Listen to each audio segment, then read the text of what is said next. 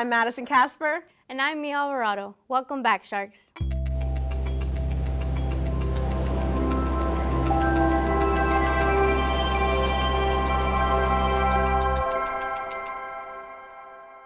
On this episode of Mako TV, we celebrate World College Radio Day with Mako Radio. There's a Japanese donut shop near campus, and we find out what's new with the men's basketball team. There's a hot Japanese donut shop near campus, and our reporter Francesca Abarca was there to find out more. Let's check it out. Mama Yatai Donut Shop is a local family-owned business in Davie, Florida. The owner's wife, Lee Chow, describes how the donut shop got its name. The restaurant business is more of my husband's side of the family. So my husband, Locke, and his mom. This is why the restaurant is called Mama Yatai Donut, because all of the recipes, everything that we do is from his mom. So we named the restaurant after her because she's the foundation of everything that, we've built upon. The employees treat each other like family. Kitchen manager Xavier Felipe explains how the employees are a united front outside of work and in the kitchen. To start, here we are all a family. We help each other. Here, nobody has a specific job. We all know everything and we always support each other. That is the comfort and convenience that one feels when you enter the kitchen to work calmly, knowing that tomorrow everything will be the same and everything will be super good. Blending traditional flavors with classic recipes, this small family-owned business is capturing hearts one bite at a time. Kevin Avendano visits Mama Yatai Donut at least twice a month with his friends. He explains what is so special about the place. The artisanal aspect of it, I did culinary school for 2 years, so the bar is pretty high for me when it comes to dessert, especially being specializing in baking and pastry. So when I come here, it's like something new, something exciting, and like the atmosphere is great. There's so many options, and like your traditional donut flavors, you have like Boston cream, chocolate, vanilla. You come here, you got taro, matcha, you got your like craziest dreams, like the churro one, that's hardened. It's that unique spin that makes it just like pop out. Italia Shirley expresses what keeps her coming back. The corn dogs, for sure. They're so good. I can eat so many at a time. They get you so full. And it's so pretty in here. I love it. First-time customer Lucas Minguez raises his expectations for donut shops. I didn't really know what to expect. I just knew it was donuts. But I usually go to places like Dunkin', but I wanted to try something that was more local and something more fresh. So I'd say it was pretty good overall. My experience is good. Mama Yatai and Donuts is open from 10 a.m. to 9 p.m. every day. I'm Francesca Abarca with Mako TV. Thank you, Francesca.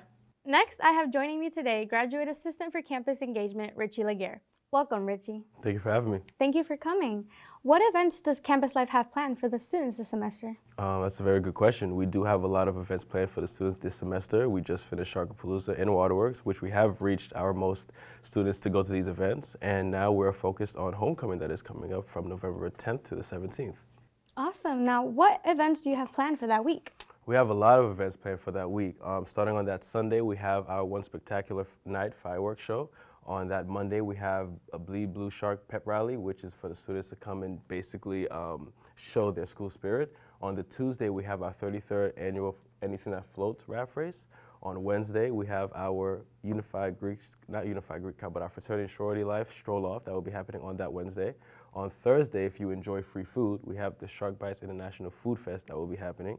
On Friday, we have a list of events happening on that one day, starting off with the homecoming parade, the homecoming tailgate, and we are having this year a homecoming basketball game with the men's basketball team, so you should come out to that and support our athletics teams. On Saturday, we are having our signature yacht bash party that is happening on that Saturday. Tickets do go out November 1st at 9 a.m. online, so stay on the lookout for that. And on Sunday, we end it with a nice, lovely brunch that will be happening to end the week. Wow, that sounds like a week filled with different kinds of events. Yes. In terms of homecoming bash, where can someone look for applications for homecoming court? That's a very good question. If they want to look for the homecoming court applications, it is live now. It is live until October 25th. You have the freshman royalty, sophomore royalty, junior royalty, and you have the king and queen. They have the opportunity to go in to set an application, and we will take the voting process, and we will let them know by the beginning of November who was selected. Thank you, Ritchy. Now, where can somebody find any additional information on these events and just homecoming week in general? Right. We have a lot of different ways that we want to engage with the students. The first way, you can find it on our website that is produced by me. The website is updated with all of the events if they want to know. And we also have our social media. Our social media will have all of the posts, all of the schedules, all of the dates for the events, so if they want to know that.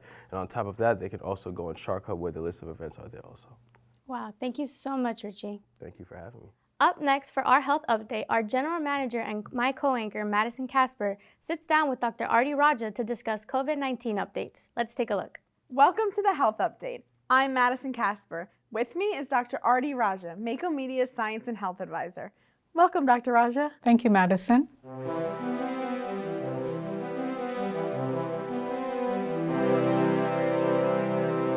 Our topic today is current COVID-19 updates. What are the latest COVID-19 variants? So right now, the variant of SARS-CoV-2 that is floating around is referred to as KP 3.1.1. So it's basically a version of the Omicron strain of the virus, which originally showed up in 2021. So how does this variant differ from previous ones? All these variants are very similar to each other, yet at the same time they're slightly different. And the part that's different is in the structure of their, what we refer to as the spike protein. It's this particular protein structure that sits on the outside of the virus, and one small portion of it seems to change every so often, and therefore we end up getting new strains or variants of the virus. What are the current recommendations for vaccines and boosters? Right, so the current recommendation from the CDC is to ensure that people are vaccinated. There is a new round of vaccine that has been approved, and it was approved in August of 2024. So there's a new round of vaccinations available for what they call the 2024-2025 year. And the recommendation is, of course, if anyone has never received a COVID-19 vaccine, it's advised that they go get this one. If we are people who have been vaccinated before, or we've had booster shots of the older strains, the recommendation now is still to go ahead and get this, but this would be like a booster for what we've already taken. And this is the recommendation in general because, as you said, the virus has been changing, and therefore it is recommended that as the years go by and as the viruses keep changing, it would make sense for us to keep up with our protection. And so we would likely need to move on and start getting these kind of vaccines or boosters on a yearly basis, probably. Can students get the vaccine for free? Well, that's a great question. Right now, the NSU Student Health Center is offering the vaccine. What they have indicated is that if you have student health insurance, then it should be likely covered as part of your health insurance. Now, if you don't have insurance, then you will likely incur a cost for the vaccination at this point in time. So the flu and COVID are both kind of going around right now. Is it recommended to get both vaccinations? Absolutely. In fact, it is recommended to get the flu vaccine because it is flu season. Unfortunately, it is also the time of the year when COVID-19 could be floating around. And therefore, the recommendation is to get both vaccines. And research has shown, and the CDC recommends this as well, that there is no issue getting both vaccines at the same time. So that's not a problem at all. People can get both of them at the same time. Any last thoughts? The same thing as the recommendations from the CDC is that, especially if you are someone who belongs to what they refer to as high-risk categories, which again is if there are people who suffer from other conditions, or you happen to be traveling a lot, or you work in a hospital, or you're volunteering in a healthcare setting. These are considered high-risk settings or high-risk areas, and it would be a good idea for people in this subsets of the population to definitely get the vaccine so that you're protected, and at the same time, you also keep others protected and don't move the virus around in the population. Thank you, Dr. Raja. Thank you, Madison. This has been the Mako Media Health Update. I'm Madison Kasper. See you next time. Thank you, Madison. Stay tuned to see how Mako Radio celebrated this year's World College Radio Day. NSU was the Florida State headquarters. Up next, we ask our Sharks how they manage their work and school life. Our reporter, Olivia Nur, was on the scene. Today, I will be asking Sharks how they handle the weight of work and school life.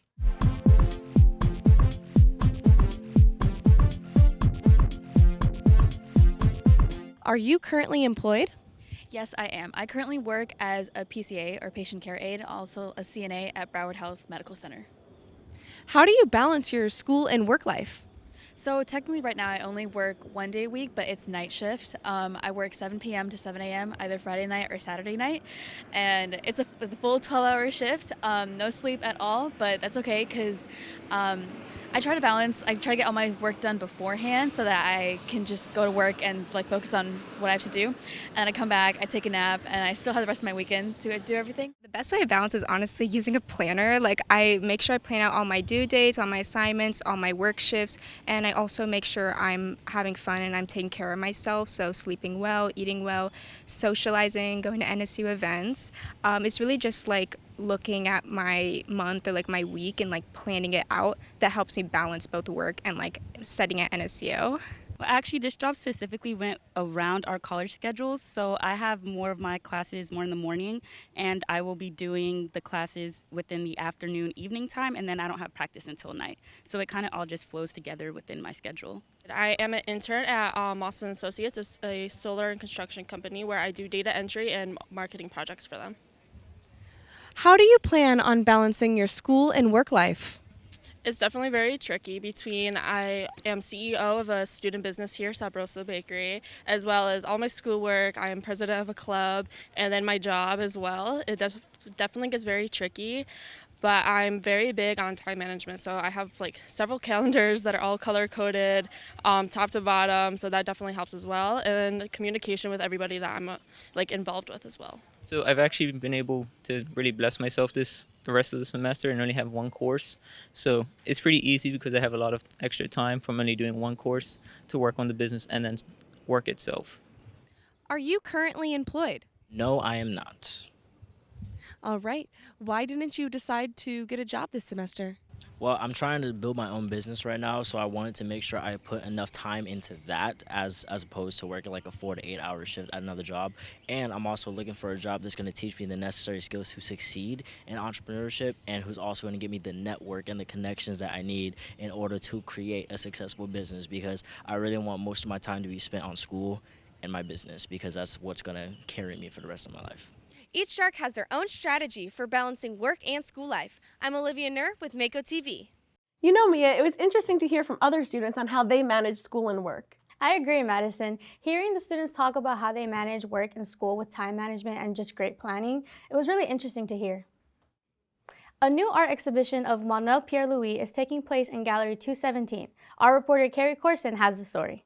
The opening reception for the Guest Artists exhibition featuring Manuel Pierre-Louis took place in Gallery 217 in the Don Taft University Center. Professor Deach explains how the guest artist was chosen. Well, the wonderful Candy Lopez actually selected this artist for this show. Her and Juanel actually went to school together, so they had this amazing background. So when we were talking over the summer of who would be a wonderful person to bring in for the gallery, she said, I had the perfect idea, and she sent me his information, and honestly, I can't say there would have been a better artist to bring in for this. Interim Art and Design Program Director Mario D'Agostino shares how this exhibition's goal is to incorporate community involvement. I think first and foremost from an NSU standpoint and a DCMA standpoint, I think art programs have a distinct expectation to put forth community involvement and community engagement. And so getting to be able to do these kinds of shows with willing artists who are beyond talented and produce magnanimous work, it's great for the artists because we get to showcase their work, but I think it shows the diligence of our program in reaching out to the community and doing our part to really prop up these individuals as well. Auras by contemporary artist Manuel Pierre-Louis is a showcase of color, energy, and story. I I think all of them have like really vibrant colors, and I feel like Florida, especially where I'm from Miami, I feel like we're very vibrant, we're very fun, we're very like energetic. So I feel like all the vibrant colors kind of represent South Florida. The guest artist finished his artwork live during the opening reception. People in attendance share how special it was to witness this. It really gives viewers and attendees an opportunity to see.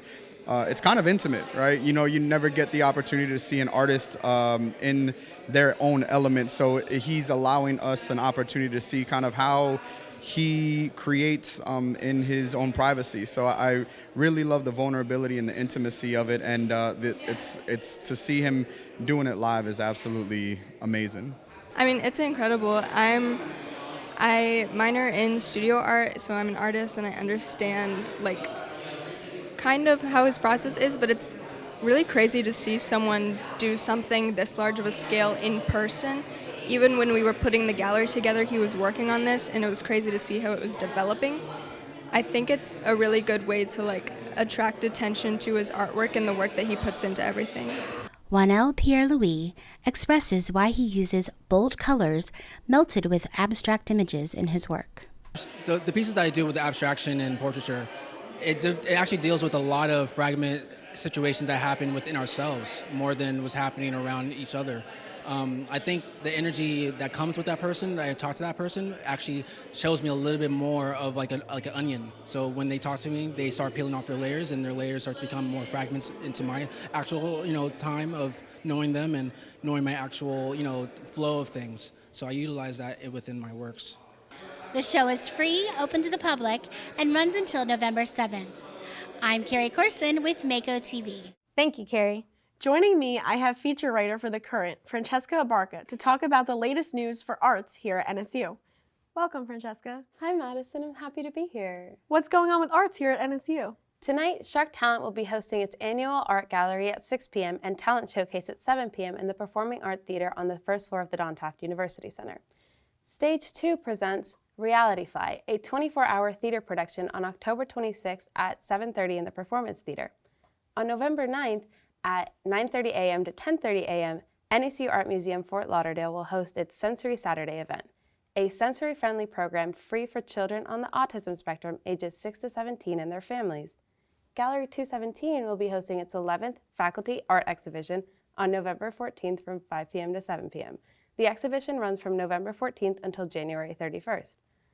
Last week, City Theater Miami and NSU's DCMA collaborated to put together a night from page to stage, a night of short plays and musicals. I got the opportunity to be on the scene. Let's watch it. From Page to Stage, a collection of short plays and musicals was hosted by NSU in collaboration with City Theater Miami. Its cast is made up entirely of NSU students. Margaret Ledford, Artistic Director of City Theater Miami, shares the meaning behind the name. It means it's the process of which we go through as theater practitioners. What's on the page from the playwright gets put on the stage. We have to lift their words up and embody them, not only on the set, but in our actor bodies and director bodies and in lighting and sound. So it goes from a flat two-dimensional thing of a page to a full 3D live experience on stage. Working with the established City Theater Miami meant that students had high expectations placed on them, which they embraced. This collaboration has felt very professional. Like the productions that I've been in before, you'd have a lot more time. You'd have like months to get everything together, whereas with this production, you had about a month to get prepared. And it shows like how quickly the professional industry, how quickly you have to get everything together, what you need to do, how you need to keep everything going, keep the ball rolling in everything you're doing. So it's an experience for sure. With a collaboration like this, many NSU students have expressed how they felt working with City Theater Miami. City Theater Miami's collaboration with DCMA pushed students to do their best but still have fun. Honestly, it's been exponential. I feel like every day I went to rehearsal, I was learning something new, falling in love with the character even more, finding out how to relate to the character, and really separate myself and become him, honestly, when I'm on stage, and separate my life from Maxwell. It's really fun to discover that and be better. This was a lot of fun. Miami City Theater is awesome. They know their stuff, and I'm very, very excited to get to work with them in future productions if we ever do a collab like this again. It was awesome. Alex Alvarez, who directed 2 of the plays, thinks the best part of the short play format is diversity in content. So I think in terms of the stuff that I'm directing, there's already 2 different flavors. And then everything else is just a whole other flavor. I think that's what I love about the short form format, is that there's a place for everybody. There's a place to talk about everything, to explore everything. There's comedy, there's music, there's drama, so I think someone's going to get something out of every little bit. This has been a look on Page to Stage, a performance by NSU's DCMA and City Theater Miami. I'm Francesca Abarca with Mako TV. Thank you, Francesca. Thank you for having me. Up next for our sports segment, I have our sports anchor, Emily Potter, coming on with a special guest to discuss upcoming sports updates. Welcome, Emily. Thank you, Mia. Here with me for the sports update is Athletic Communication Coordinator Josh Raphael. Welcome, Josh. I'm happy to have you here. I'm happy to be here. How has Hurricane Milton affected NSU athletics after the cancellation of school? A lot. First off, I just want to say prayers to all the families and other sports teams that are affected by it. We had a lot of cancellations between tennis, golf, soccer, volleyball. The list goes on. We've updated all of them on the website, so if you want to go take a look there, they'll be there. But yeah, it's just been a lot going on. We've had off at school, work, all that, but we're coming together. So what else is going on in NSU athletics? A lot, actually. We just actually filmed our first Inside the Tank episode. It's basically an insider to NSU athletics. I'm the host of that, not to toot my own horn. But yeah, it's going good. Soccer just came off a big win against top 25 Florida Tech.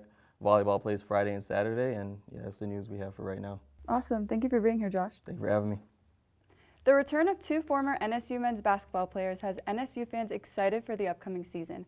I got the opportunity to speak with both players to discuss their return. Let's see what they had to say.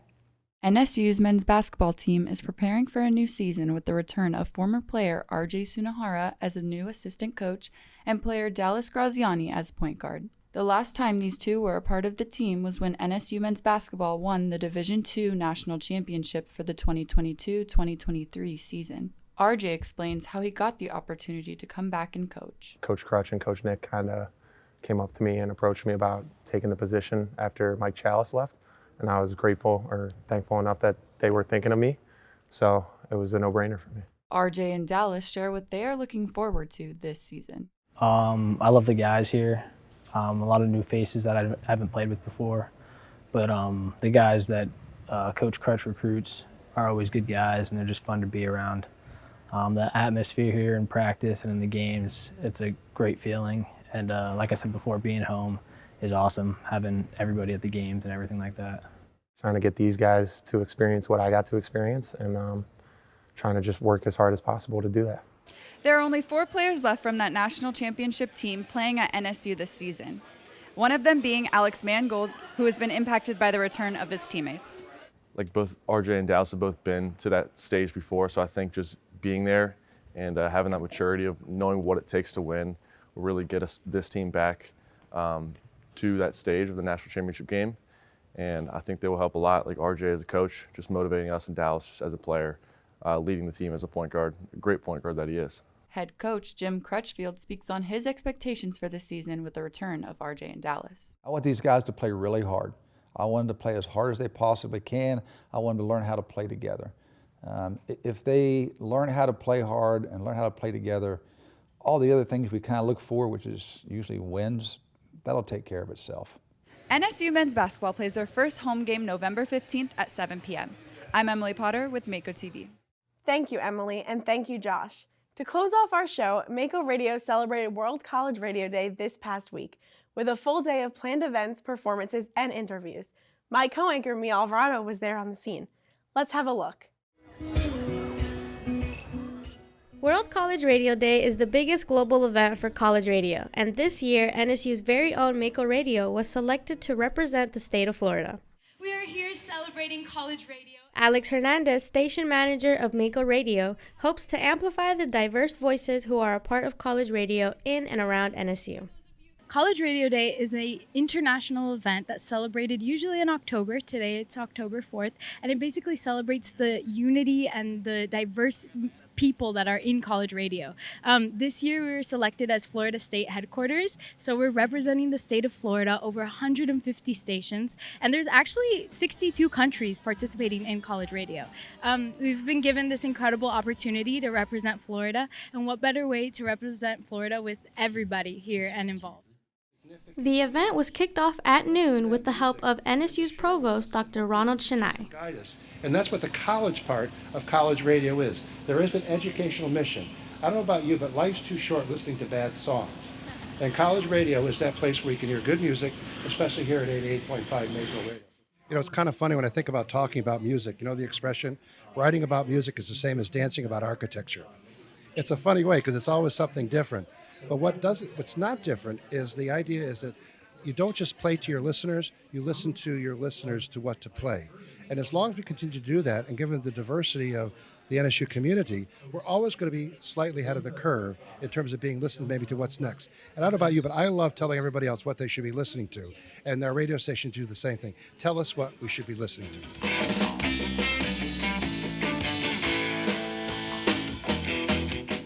College Radio Day had events both in the booth and out the booth, and Dr. Ronald Shinai was also interviewed live on Mako Radio. Because people like now play something for me and they have it at their fingertips. They're still that kind of place to bring that unique sound that people are, I think, who love music, want to hear good music all the time. 2024 World College Radio Day has its headquarters here at NSU. This year's theme is Soundtrack to Democracy, and Mako Radio has put together a special celebration. Performances on College Radio Day included dance groups, theatrical performances, solo guitar, and even a special drum performance from NSU mascot Razor.